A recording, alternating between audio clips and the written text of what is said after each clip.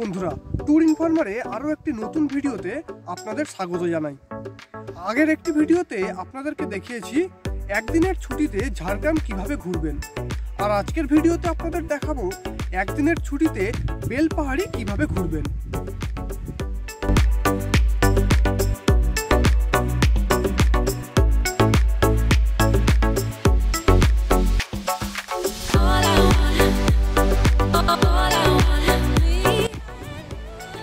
বেলপাহাড়ি ভ্রমণের আমাদের প্রথম গন্তব্য তারাফেনী ব্যারেজ। চলুন ঘুরে দেখাই আপনাদের এই জায়গাটি কেমন।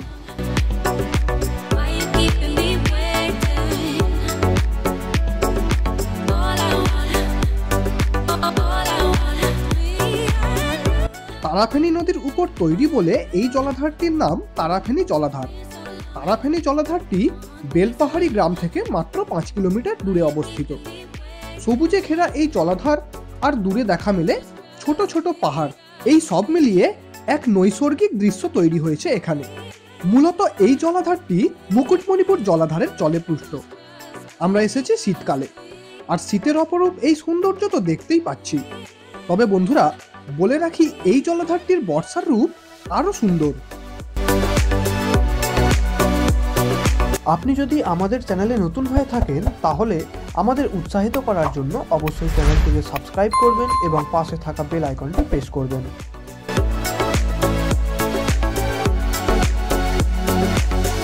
তারাফেনী জলাধার এই অঞ্চলের হাজার হাজার মানুষের পানীয় জলের একটি গুরুত্বপূর্ণ উৎস। মোট 10টি গেট রয়েছে এই জলাধারটিতে। এখানে দেখতে পাচ্ছেন সব গেটগুলি বন্ধ, তবে যখন খোলা থাকে, বিশেষ করে বর্ষাকালে, তখন অসাধারণ দেখতে লাগে। তারাফেনী জলাধার দেখে এবার আমরা চলে যাব আমাদের দ্বিতীয় ভ্রমণ স্থানে।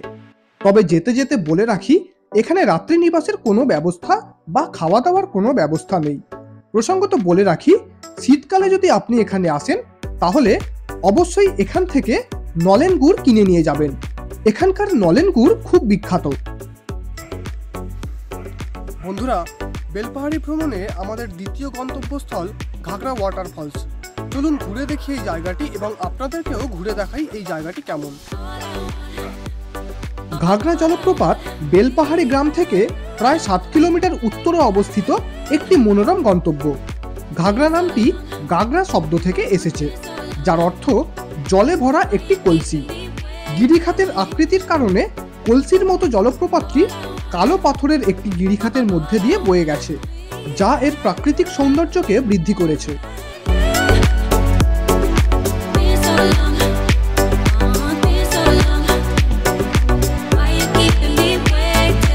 ঘাগরা জলপ্রপাত বন্য সবুজ এবং পাথুরে পাদদেশের মধ্যে অবস্থিত, যা ভ্রমণকারীদের প্রাকৃতিক সৌন্দর্যের একটি আশ্চর্যজনক দৃশ্য প্রদান করে।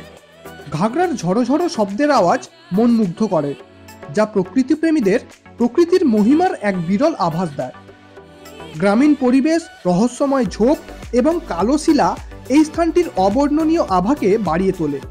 বর্ষাকালে ঘাগরা জলপ্রপাতের সৌন্দর্য আরও বৃদ্ধি পায়। ঘাগরা জলপ্রপাতের ঠিক পাশেই রয়েছে বিস্তীর্ণ সমভূমি, যা মূলত শীতকাল এবং বছরের অন্যান্য সময়গুলিতে পিকনিকের জন্য ব্যবহার হয়। এখানে পিকনিকের সুব্যবস্থা রয়েছে, আপনি চাইলেই এখানে পিকনিক করতে পারেন।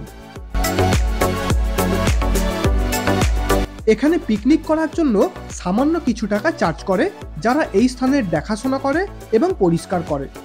এখানে বাইক পার্কিংয়ের জন্য 10 টাকা এবং 4 চাকা পার্কিংয়ের জন্য 30 টাকা করে দিতে হয়। এখানে রাত্রিযাপনের জন্য কোনো হোটেল বা খাবার হোটেলও নেই। ফুচকা, আইসক্রিম এইসব পাবেন এখানে, তবে ব্রেকফাস্ট বা লাঞ্চের কোনো ব্যবস্থা নেই। বেলপাহাড়ি ভ্রমণের তৃতীয় গন্তব্যস্থল ডাংরিকুসুম ওয়াটারফলস। চলুন ঘুরে দেখি এই জায়গাটি কেমন এবং আপনাদেরকেও ঘুরে দেখাই। গাড়ি পার্কিংয়ে রেখে বেশ কিছুটা জঙ্গলের মধ্যে চড়াই উতরাই হাঁটা পথ পার করে আমরা পৌঁছে গেলাম ডাংরিকুসুম জলপ্রপাতের কাছে। ডাংরিকুসুমে মূলত বাস করেন আদিবাসীরা। এখানে বেশিরভাগ মানুষই পাথর কেটে থালা, বাটি, বাসন এবং মূর্তি ইত্যাদি তৈরি করেন। জঙ্গলের পথের শুরুতেই তাই দেখলাম আমরা। গ্রাম থেকে জঙ্গলের পথ একটু ঘন।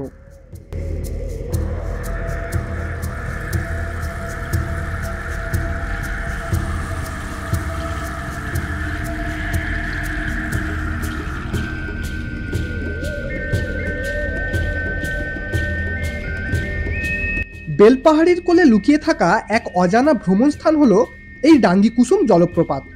একসময় মাওবাদীদের ডেরা ছিল এই অঞ্চল, সেই জন্য অনেকেই এই নামটি শুনে থাকবেন। কিন্তু আজ জঙ্গলমহলের ঝাড়গ্রাম লাগোয়া এই গ্রাম হয়ে উঠেছে বেলপাহাড়ি ভ্রমণের অন্যতম পর্যটন কেন্দ্র।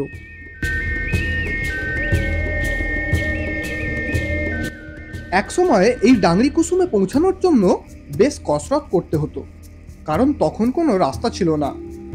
তাই পাহাড় টপকে পৌঁছাতে হতো বেলপাহাড়ির কোলে ডাংরিকুসুমে।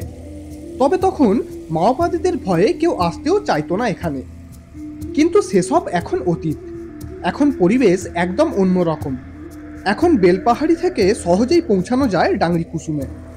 এখন চিরাকুটি মোড় থেকে ডাংরিকুসুম পর্যন্ত পাহাড় কেটে পিচ রাস্তা তৈরি করা হয়েছে।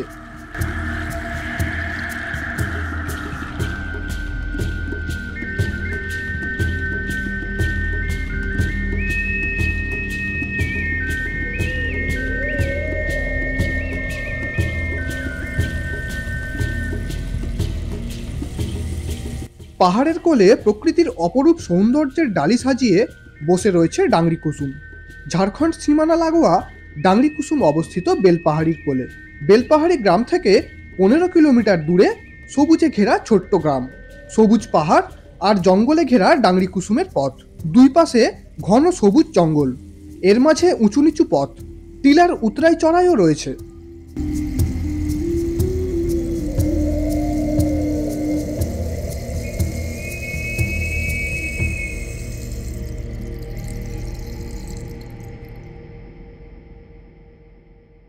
বেলপাহাড়ি গ্রাম থেকে মাত্র 7 কিলোমিটার দূরেই রয়েছে গাড়রাসিনী পাহাড়। আমরা যখন গাড়রাসিনী পাহাড়ের কোলে পৌঁছালাম, ঘড়িতে তখন 2:30 বাজে। পরন্ত বিকেলে সূর্যের আলোয় গাড়রাসিনী পাহাড়কে অপরূপ লাগছিল। কেবলমাত্র পাহাড়ের সৌন্দর্যই নয়, এখানে আমাদের চোখে পড়ল অনেক ময়ূর, যা এখানকার অন্যতম আকর্ষণ।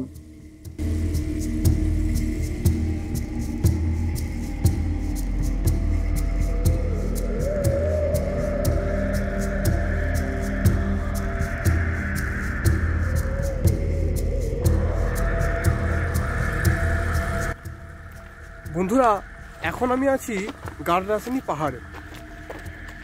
এই পাহাড় অনেকটাই উঁচু। এই পাহাড়ের উপরে উঠতে গেলে প্রায় 500 মিটার হেঁটে উপরে উঠতে হয়। দুটো মন্দির আছে। আমরা পাহাড়ের পাদদেশে আমাদের গাড়ি পার্কিং করে পাহাড়ের উপরে ওঠার রাস্তা ধরলাম। যাত্রাপথটি কষ্টকর হলেও জঙ্গলের মধ্যে দিয়ে হাঁটতে বেশ ভালো লাগছিল। পাহাড়ের উপরে দেখতে পেলাম একটি মন্দির, আর পাহাড়ের উপর থেকে চারিদিকের প্রকৃতি যেন এক নৈসর্গিক দৃশ্য তৈরি করে রেখেছে। অসাধারণ লাগছিল উপর থেকে চারিদিকের জঙ্গল আর দূরে বেলপাহাড়ি গ্রাম। প্রসঙ্গত বলে রাখি, স্থানীয় প্রশাসন এই পাহাড়ে বিকেল 4টে পর্যন্ত উঠতে দেয়। 4টের পরে পাহাড়ে ওঠা নিষিদ্ধ। তাই আপনারা এখানে এলে বিকেল 4টের আগে আসবেন। বন্ধুরা, পাহাড়ের উপর থেকে নিচের ভিউটা খালি একবার দেখুন, কত সুন্দর লাগছে।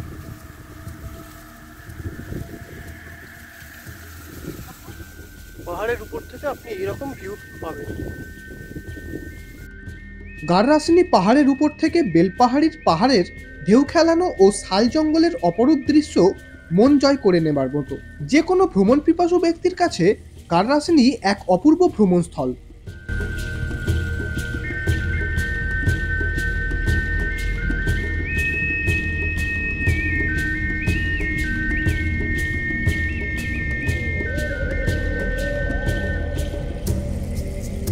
এবার বলি এখানে আসবেন কিভাবে। ঝাড়গ্রাম থেকে বেলপাহাড়ির দূরত্ব 37 কিলোমিটার। আপনি যদি ট্রেনে বা বাসে আসেন তবে প্রথমে আপনাকে পৌঁছাতে হবে ঝাড়গ্রাম, তারপর সেখান থেকে গাড়ি করে পৌঁছাতে হবে বেলপাহাড়ি। বেলপাহাড়ি ঘুরে দেখার জন্য গাড়ি ভাড়া ঝাড়গ্রাম থেকেই করে নিতে হবে। বেলপাহাড়িতে থাকার জন্য প্রচুর হোটেল এবং হোমস্টে রয়েছে, এখানে থাকার কোনো অসুবিধা হবে না। বেলপাহাড়িতে পৌঁছে আগে হোমস্টে বুক করে নিন, তারপর বেড়ানো শুরু করুন।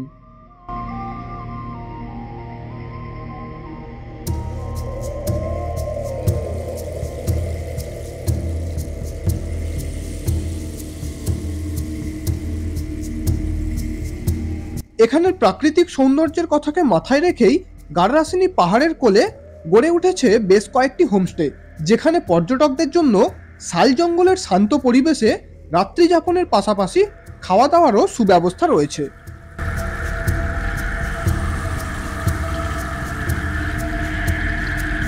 গাররাসিনী ঘুরে এবার আমাদের বাড়ি ফেরার পালা। বেলপাহাড়িতে আমাদের ঘুরে দেখানো এই 4টি স্থান ছাড়াও আরও অনেক স্থান রয়েছে বেড়ানোর জন্য। তবে আমাদের ভিডিওটি একদিনে বেলপাহাড়ি ভ্রমণের উপর করা, তাই একদিনে বেলপাহাড়ি যতটা ঘুরে দেখা সম্ভব কলকাতা থেকে গিয়ে তা আপনাদের দেখালাম। বাকি স্থানগুলি ঘুরে দেখাতে পারলাম না, তবে আমাদের পরবর্তী কোনো ভিডিওতে বাকি সমস্ত স্থান ঘুরে দেখাবো আপনাদের। ভিডিওটি শেষ পর্যন্ত দেখার জন্য ধন্যবাদ।